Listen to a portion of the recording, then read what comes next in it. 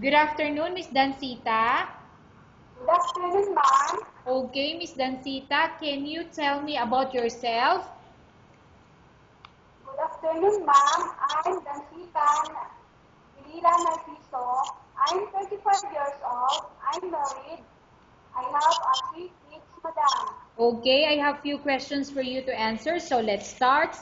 Why do you want to work as a maid?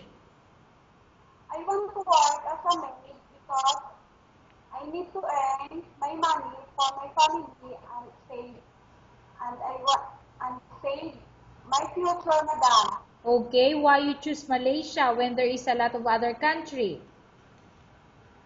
Because Malaysia is to serve my country and so very beautiful country and so many tourist attractions, madam.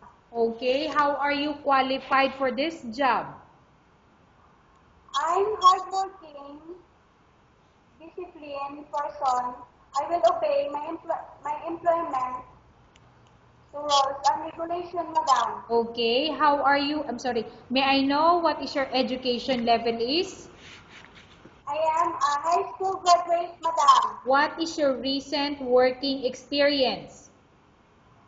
I work experience cooking, madam. Okay, so you are a cook. Correct or not?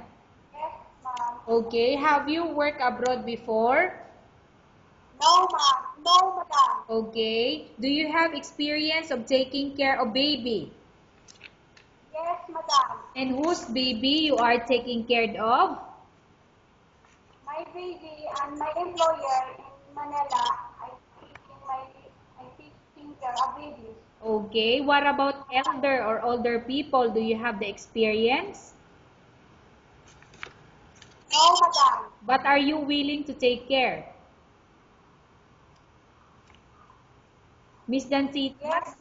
Okay, so do you have the experience of taking care of an elder or older people? No, madam. But are you willing to take care?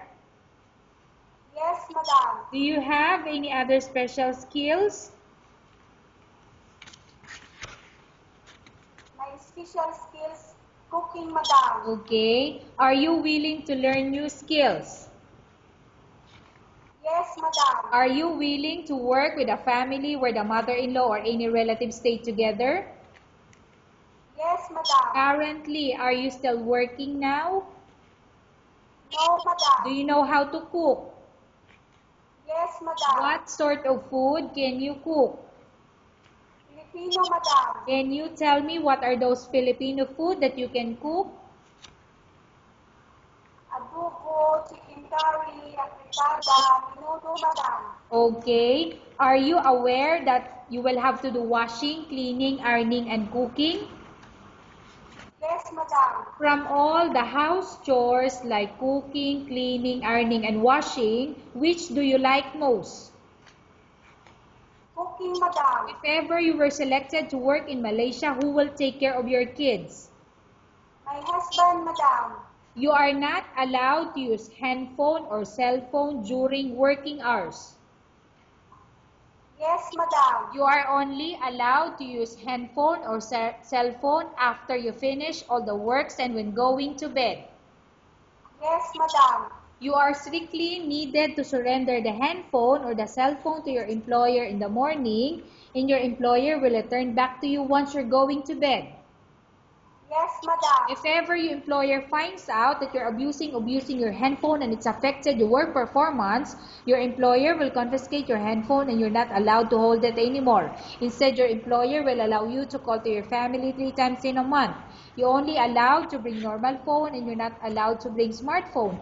Are you agreed for the terms and condition?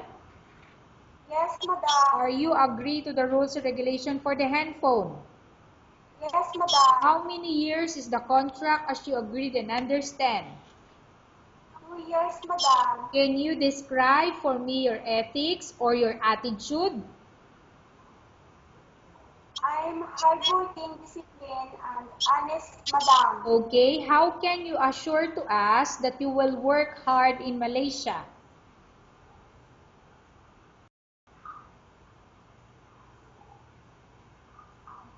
Miss Dancita? I can repeat, ma'am. Okay, I will repeat the question for you. How can you assure to us that you will work hard in Malaysia? I will do my best. I will do my best to work. I will do my best to serve my employer, and I will obey and rules and regulation, madam. Okay, can you promise not to use the telephone without the permission of your employer? Yes, madam. Can you promise not to put on makeup but to dress properly while work? Yes, madam. Can you promise not to invite friends and relatives without the consent of your employer? Yes, madam. Can you promise not to ask for advance salary from your employer under any circumstances? Yes, madam. Do you really understand of the rules and regulation of the agency? Yes, madam. Do you pay any placement fee for you to come to Malaysia to work as a maid? No, madam. Do you have any history of sickness, example breast cancer or any other illness? No, madam. Do you suffer from any skin diseases, allergy or physical defect? Sorry. No, madam. Have you suffered from any serious illness? No, madam. Do you smoke? No, madam. Have you undergone any operation or surgery? No, madam. Are you medically fit? No, madam. Dancita, I'm going to repeat the question. Are you medically fit? Are you fit to work? Yes, madam. Are you in any medication? No, madam. Are you allergic with any food? No, madam. Are you prepared to work for the employer of any race? Yes, madam. Are you prepared to eat the type of food taken by your employer? Yes, madam. Are you afraid of being left alone in the house? No, madam. Are you afraid of dogs or other pets? No, madam. Can you promise to work according to instruction from your employer? Yes, madam. Do you have any immediate family working in Malaysia?